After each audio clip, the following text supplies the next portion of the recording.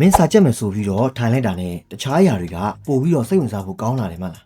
ဖုန်းခဏလေးပဲကြည့်လိုက်မယ်ဆိုပြီးတော့ဗီဒီယိုတွေတစ်ခုကြည့်နေမိရမျိုးဒါမှမဟုတ်ဗိုက်စာလာတယ်လို့ပဲဆိုပြီးတော့မုတ်စားခြင်းစိတ်တွေဖြစ်လာတာမျိုးပေါ့အဆိုးဆုံးကတော့ဘွဲရလဲဘာလို့လို့ရတာမဟုတ်လို့လဲဘဝကိုအေးအေးချမ်းချမ်းဖြတ်သန်းတာကောင်းမယ်ဆိုတဲ့အတွေ့အထိပါလွင်သွားတတ်တာမျိုးပေါ့ဒီလိုဖြစ်နေတာကမင်းတယောက်တည်းတော့မဟုတ်ပါဘူးတကယ်တော့ကျောင်းသားများစုဟာမှားရွံ့တဲ့စာချက်နည်းတွေနဲ့စာတွေကိုကြက်နေကြပါတယ်စာတွေကိုနိုင်ပေါင်းများစွာထိုင်ကျက်နေပေမဲ့ခေါင်းထဲမှာမှတ်မိကြံခဲ့တာကတော့အနေချင်းပဲလေဒါပေမဲ့မင်းစာကိုပို့ပြီးတော့မြန်ဆန်လေ့လာနိုင်မယ်ပို့ပြီးတော့လည်းအများကြီးမှတ်မိမယ်မင်းကြိုက်တဲ့ရုပ်ရှင်တွေကိုလည်းကြည့်ဖို့ပါအချိန်တွေပိုထွက်လာစေမယ်အကြံဉာဏ်ကောင်းတွေရှိတယ်ဆိုရင်ရောမင်းစိတ်ဝင်စားလားတကယ်လို့ဒီအကြံဉာဏ်တွေကိုမလိုက်နိုင်ရင်တော့မင်းဟာဘယ်တော့မှမပြီးဆုံးနိုင်တဲ့စာချက်စက်ဝင်းကြီးတွေမှာပိတ်မိနေပြီးတော့အမြဲတမ်းစိတ်ပြည့်စရာအမှတ်တွေနဲ့ပဲအဆုံးသတ်နေရပါလိမ့်မယ်ဒါကြောင့်အောင်ဆိုင်ပြီးတော့စက်နားထောင်ဝေးပါအထူးသဖြင့်နောက်ဆုံးအချက်ကတော့ထိတ်တန်းကျောင်းသားတွေနဲ့တာမန်ကျောင်းသားတွေကိုကွဲပြားသွားစေမဲ့လှုပ်ဝက်ချက်ပါပဲကဲဒါဆိုရင်စလိုက်ကြရအောင်နံပါတ်1အုံနောက်ကိုလှည့်စားပြီးစာလုပ်ခိုင်းခြင်းကျွန်တော်တို့အုံနောက်ကပင်မမဲ့အလုပ်တွေဆိုရင်မလုပ်ချင်ကြပါဘူးမင်းကမင်း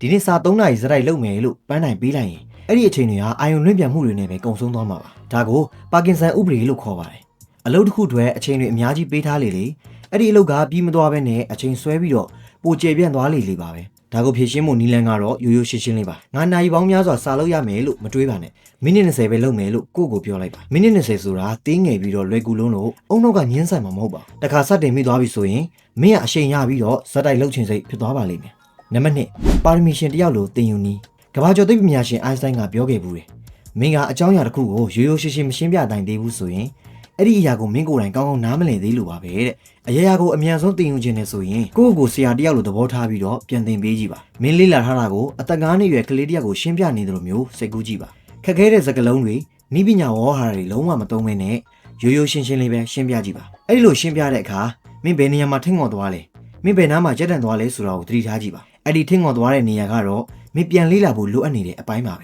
အဲ့ဒါကိုပြန်ဖတ်ပြီးတော့နောက်တစ်ချိန်မှာပို့ပြီးရိုးရှင်းအောင်ပြန်ရှင်းပြကြည့်ပါဒီလိုနီးလန်းနဲ့နေလာတဲ့အခါမင်းဟာစာတွေကိုအလွတ်ကျက်နေတာမျိုးမဟုတ်တော့ဘဲနဲ့အဲ့ဒီအကြောင်းအရာတွေကိုအနှစ်သာရကအစတကယ်ကိုနားလေသဘောပေါက်သွားတာဖြစ်ပါတယ်နံပါတ်3 active recall လို့ခေါ်တဲ့တက်ကြွစွာပြန်လည်အမှတ်ရခြင်းစာတွေကိုနှစ်ဆပုံမြန်ဆန်မှတ်မိခြင်းသလားဒါကတော့အချက်လက်တွေကိုမင်းအောင်နောက်ထဲဆွဲမြင်းသွားစေဖို့သိပ္ပံနည်းကျတက်တည်ပြထားတဲ့နီလန်းဖြစ်ပါတယ်စာအုပ်ကိုပဲမျက်စိမှိတ်ပြီးတော့ထက်ကတလဲကြက်နေမယ့်အစား active recall တက်ကြွစွာပြန်လည်မှတ်သားခြင်းကိုသုံးပါစဖတ်ပြီးတိုင်းစာအုပ်ကိုပိတ်လိုက်ပါပြီးရင်ငါခုနကဘာဖက်လိုက်လဲဆိုတာကိုခေါင်းထဲမှာဖြစ်ဖြစ်စာရွက်ပေါ်မှာပဲဖြစ်ဖြစ်အာယုံစိုက်ပြီးတော့ပြန်တွေးကြည့်ပြန်ရေးကြည့်ပါမှတ်စုတွေကိုကူးရင်းနေမယ့်အစားစာအုပ်ကိုမကြည့်ပဲချရေးပါစာတွေကိုကြက်နေုံဖတ်ယုံနေမကပဲကိုပြန်မေးတဲ့ပုံစံမျိုးနဲ့အသုံးချပါနံပါတ်4ချက်ချင်းအာယုံစိုက်နိုင်မဲ့တိုင်မာလက်ကွက်သုံးခြင်းစာမေးပွဲနီးလာတဲ့နောက်ဆုံးရက်တွေကြမှာအာယုံစိုက်မှုအားကောင်းလာတာကိုသတိထားမိဘူးပါသလားအဲ့ဒါကအရေးကြီးပြီဆိုတဲ့စိတ်ကအာယုံစိုက်မှုကိုဖန်တီးပေးလိုက်လို့ပါပဲဒါကိုကိုယ့်အတွက်ကြိုးရှိအောင်အသုံးချလို့ရပါတယ်နီလန်ကတော့မိနစ်30စာလုပ်ဖို့တိုင်မာပေးထားလိုက်ပါအရေးပေါ်အခြေအနေရောက်နေသလိုမျိုးအပြေးအဝအာယုံစိုက်ပြီးတော့စာကိုလုပ်ပါပြီးရင်9မိနစ်လောက်နားယူပါလမ်းလျှောက်တာကိုလက်လေးကျင်ကန်လုပ်တာဒါမှမဟုတ်ကိုအပြစ်ရှိရလို့မခံစားပဲဖုန်းကိုသုံးလို့ရပါတယ်ဒါကဘလို့ထိရောက်လဲဆိုတော့ခဏအနားပေးတာကစာလုပ်ရတာညီငွေပင်ပန်းမှုကိုကာကွယ်ပေးသလိုအုံနောက်ကလည်းခဏနားရတော့မယ်ဆိုတာသိတဲ့အတွက်ပို့ပြီးတော့အာယုံစိုက်နိုင်လို့ပါတစ်ချိန်တည်းမှာပဲစာကိုငေးကြည့်နေပြီးတော့ဘာမှခေါင်းထဲမဝင်လာတော့တဲ့စာကိုအလတ်အသက်လုပ်ခြင်းမျိုးကိုလည်းတားဆီးပေးပါတယ်နံပါတ်5စာကိုပို့ပြီးစမတ်ကြလုပ်ခြင်းအရေးမပါတာတွေအတွက်အချိန်မဖြုံးပါနဲ့မင်းကြထားသမျှစာတိုင်းကအမှတ်တူမရပါဘူးတချို့အချက်တွေကပို့ပြီးအရေးကြီးပါတယ်ဒါကြောင့်80-20 rule ကိုသုံးပါမင်းရဲ့ရလက်80%ဟာမင်းလေ့လာထားတဲ့အချက်20%ကနေပဲလာတာပါဒါကြောင့်အသေးအဖွဲအချက်လက်တွေပေါ်မှာအချိန်အများကြီးမဖြုံးပါနဲ့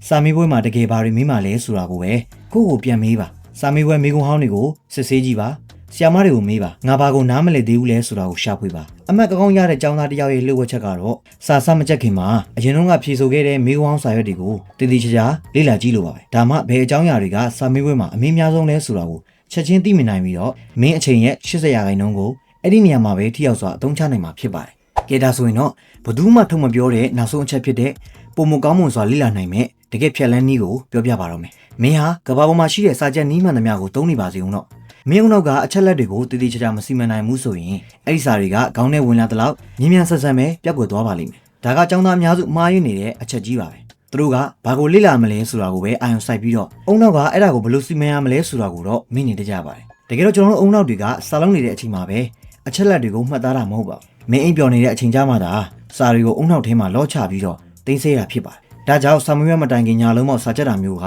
အစိုးဆုံး idea ပါပဲခေါင်းထဲမှာမှတ်မိကြံခဲ့မှာမဟုတ်ပါဘူးတနေ့ကို9နာရီကနေ10နာရီထိအေးရေးဝဘအိပ်ပေးတာကမှမင်းအုံနောက်ထဲကစာတွေကိုရေရှည်မှတ်ဉာဏ်နဲ့ရောက်အောင်သိသိပေးနိုင်မှာဖြစ်ပါတယ်နောက်ပြီးတော့အိတ်ဆက်ချင်းအပြင်ကိုယ်လက်လှူရှားမှုလုပ်တာကလည်းအရေးကြီးပါတယ်ခဏလောက်လမ်းလျှောက်ပေးတာမျိုးကမင်းရဲ့မှတ်ဉာဏ်ကိုတိတိတသာမြင့်တင်ပေးနိုင်ပါတယ်အခုပြပြခဲ့တဲ့အချက်တွေကိုတိတိကျကျလိုက်နာမယ်ဆိုရင်စာကိုမြင်မြန်ဆန်ဆန်လေ့လာနိုင်ုံနဲ့မကပဲအကုန်လုံးကိုလည်းအကြာကြီးမှတ်မိနေမှာဖြစ်ပါတယ်စမတ်ကြကြစာလေ့လာဖို့အတွက်အဆင့်6ဆင့်ပါတဲ့စာချက်နီးလမ်းညွန်ကိုမှတ်သားထားပါနံပါတ်1အာယုံစိုက်ဖို့တိုင်မာကိုသုံးပါနံပါတ်2ရှားသူကိုပြန်ရှင်းပြသလိုမျိုးကိုယ့်ကိုပြန်သင်ပေးပါနံပါတ်3စာအုပ်ကိုပြန်ဖတ်မဲ့အစားကိုယ့်ကိုပြန်ဆန်းစစ်ပါနံပါတ်4အချိန်တိုနဲ့အပြည့်အဝအာယုံစိုက်ပြီးစာလုပ်ပါနံပါတ်5 80မြင်းဆောင်20 rule ကိုသုံးပြီးအရေးကြီးတဲ့အချက်တွေကိုပဲအာယုံစိုက်ပါနံပါတ်6အေးရေးဝအိပ်ပြီးတော့လေ့ကျင့်ခန်းလုပ်တာကမင်းအုံနောက်ကိုအခမဲ့ upgrade လုပ်ခြင်းပါပဲဒီနည်းလမ်းတွေကိုအသုံးချပြီးတော့ထီရောက်စာတွေကိုလေ့လာနိုင်ပါစေကြက်မှတ်နိုင်ပါစေစာမေးပွဲတွေမှာလည်းအမှတ်တွေအများကြီးရနိုင်ပါစေလို့ဆုတောင်းပေးလိုက်ပါတယ်ကဲဒါဆိုရင်တော့နောက်ဗီဒီယိုမှာပြန်တွေ့ကြပါမယ် See you